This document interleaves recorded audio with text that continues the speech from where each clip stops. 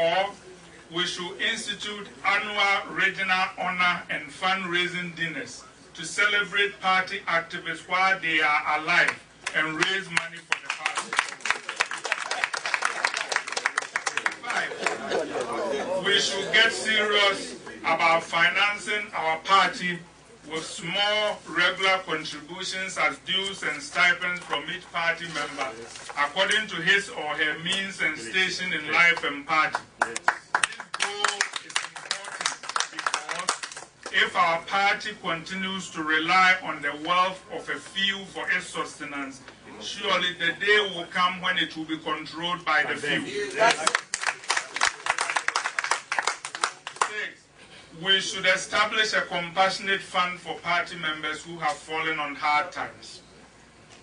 7, we should empower party members to better themselves by finding resources to conduct seminars on business management, to inform them about the things we've done, like Mr. Apia Minkan referred to help them with applications for loans, to help them learn trades like masonry and carpentry, to teach them the fundamentals of contracting. These should be coupled with an affirmative program to help all Ghanaians who were excluded during the NDC era so they can bid for contracts and be treated equally. 8, we should institutionalize leadership and management training for all those elected to positions of leadership in our party so that they can give our party exemplary leadership at all levels. 9, we should require party leaders and government appointees to sign a pledge. We should sign a pledge that will commit them to competence, integrity, and humility. And 10, we should revamp and synchronize at all levels of our government and party an apparatus to provide the public with a positive message and answer baseless charges by other parties. Finally, also we should establish a new patriotic enterprise that will generate, attract, research, and develop ideas to solve the problems that affect the lives of ordinary people. And finally, we should reach out to the other political parties in a historic partnership to clean our political process of the corruption that is overwhelming it. We can do this by instituting introduction of spending caps in campaigns. We can do this by introducing national financing of political parties based on their support in previous elections. Because I believe that the biggest threat to our democracy is the increasing lack of credibility due to the perception that our political parties and processes are corrupt.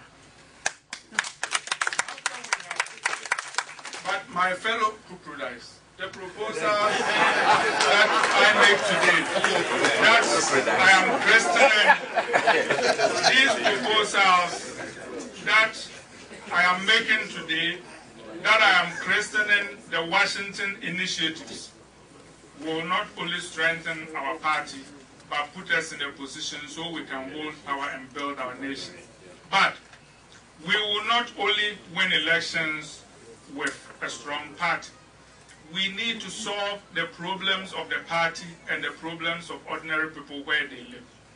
We need to have answers to the problem of unemployment.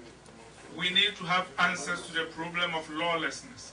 We need to have answers to the problem of lack of energy. Because at the end of the day, elections are and have always been about the future. We need to tell the people that we can indeed solve the problems. Therefore, I believe that we need to go back to our name, which says New Patriotic Party. Those who picked our name, New Patriotic Party, knew what they were doing. We are the party that is always looking to the new day that is coming, not the day that is passing. We are the party that is always looking to new ideas, not to ideas whose times are past. We are the party that should always be looking to new men and women who are coming, rather than old men and women who ought to be retiring.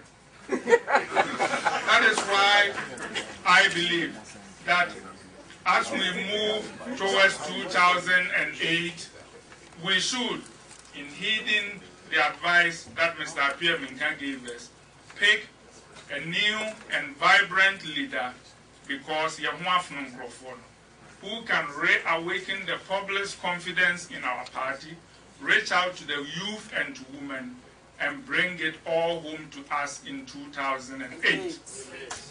I am about to end because they've been warning me, but let me finish with a story.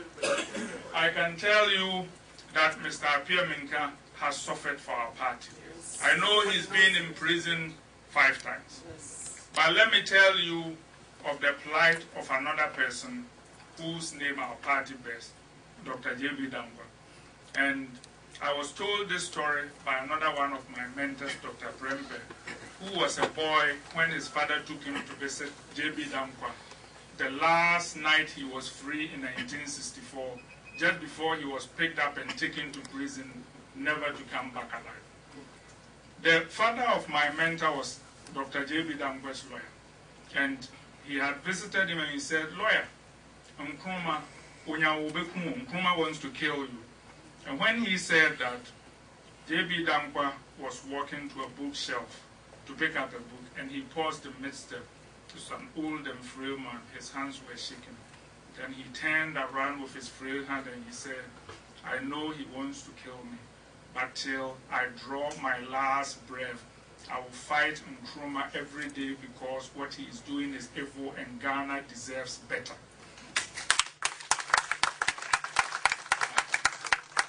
It's the shoulder that we are standing on.